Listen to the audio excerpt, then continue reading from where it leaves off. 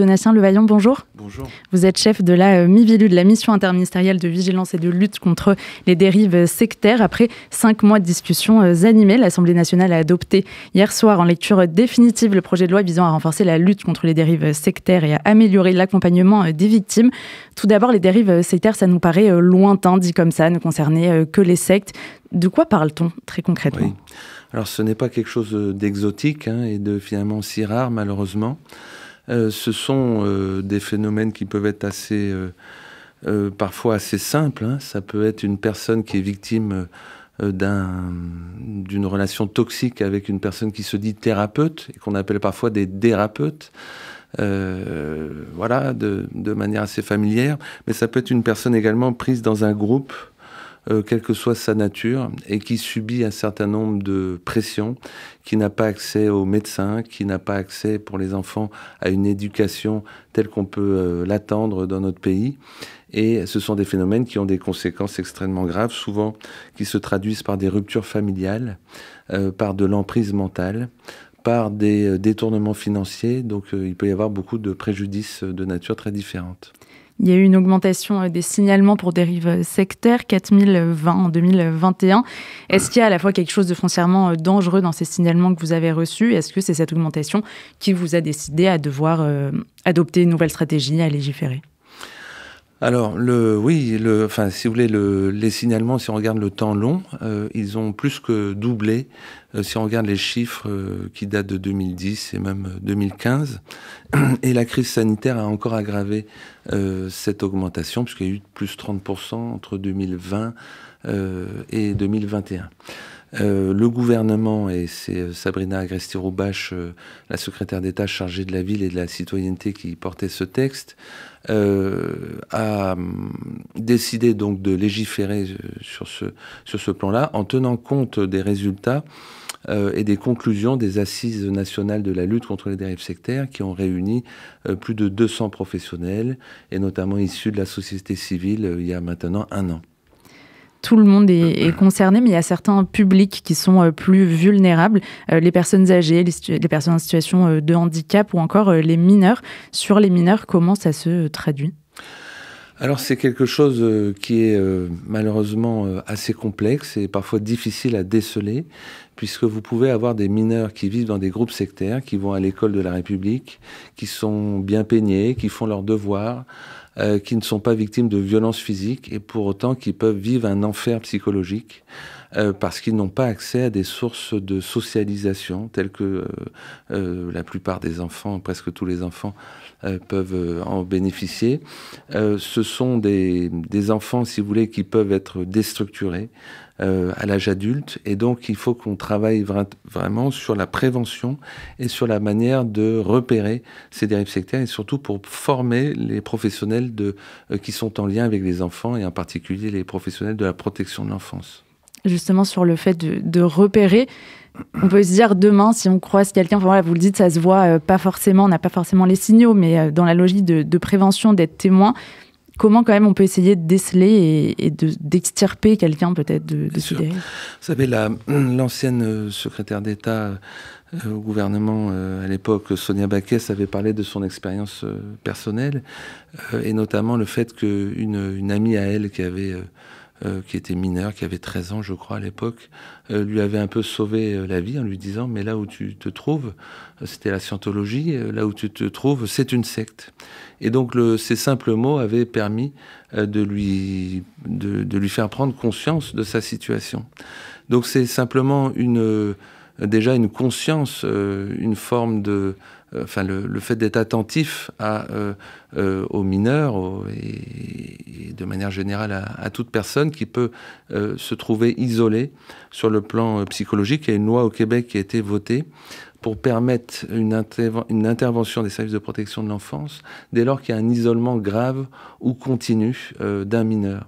Et donc c'est en amont, sans même se poser la question de savoir si c'est une dérive sectaire, si c'est une secte, s'il y a une forme d'isolement d'un enfant qui n'est pas en capacité de parler de lui ou qui fait référence à des choses qui peuvent être un peu inquiétantes, évidemment il faut alerter, mais ces réflexes-là existent dans d'autres domaines. On parle des abus sexuels, les maltraitances de manière générale. Il faut effectivement travailler sur cette capacité à être attentif et à agir dès lors qu'on repère quelque chose d'anormal.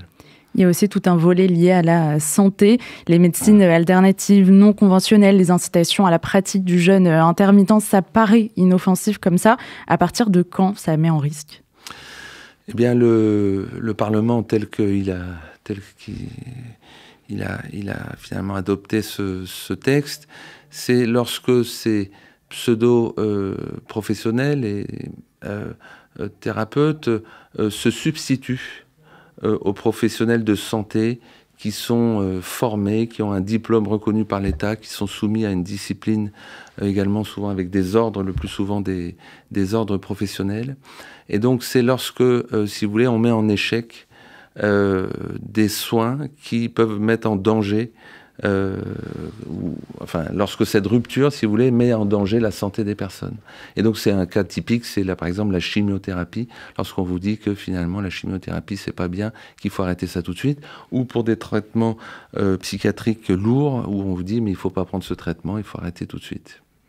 C'est aussi sur les réseaux sociaux que tout ça se joue beaucoup. Est-ce que la loi votée, elle a une prise là-dessus ? Parce qu'on peut quand même très vite être enfermé sur les bulles sur les réseaux sociaux, être mené vers des contenus complotistes et mené vers ces gourous 2.0, comme on les appelle. Bien sûr, il y a évidemment un effet sur les réseaux sociaux, puisque ce texte s'appliquera de la même manière. Plus fondamentalement, il y a une réflexion sans doute à avoir de la part des pouvoirs publics, et nous sommes les premiers concernés à la Miviludes, sur la question des algorithmes de recommandation.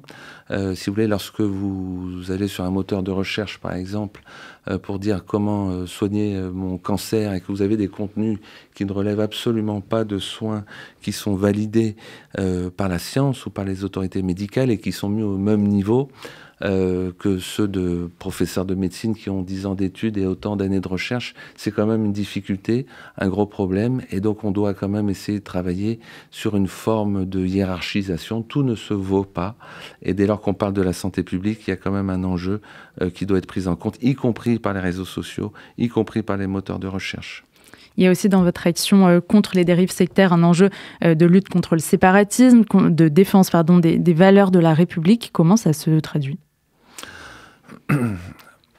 On ne se pose pas la question de savoir si cela participe des valeurs de la République, puisque ce sont des notions intrinsèquement liées à la République et à la laïcité dans notre pays.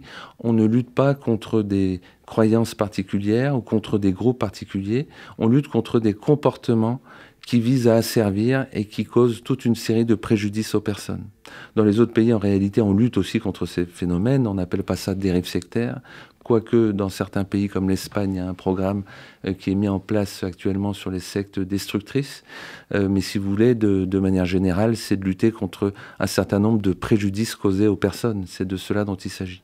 Est-ce que vous avez l'impression qu'il y a un rapport à la science, à la rationalité qui s'est dégradé, notamment chez les jeunes ? Certains sondages l'ont évoqué.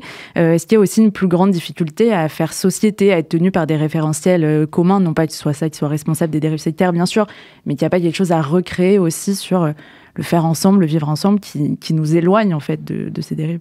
Certainement, mais la période de la crise sanitaire, alors nous, on n'est sans doute pas les mieux placés pour analyser. Nous, on agit et on lit les analyses et on les prend en compte. Mais enfin, de ce qu'on comprend, évidemment, la crise sanitaire a eu des effets néfastes, et notamment sur le fait que les autorités médicales ont été assimilées à des autorités qui ont été liberticides et qui se sont alliées au pouvoir public pour restreindre les libertés.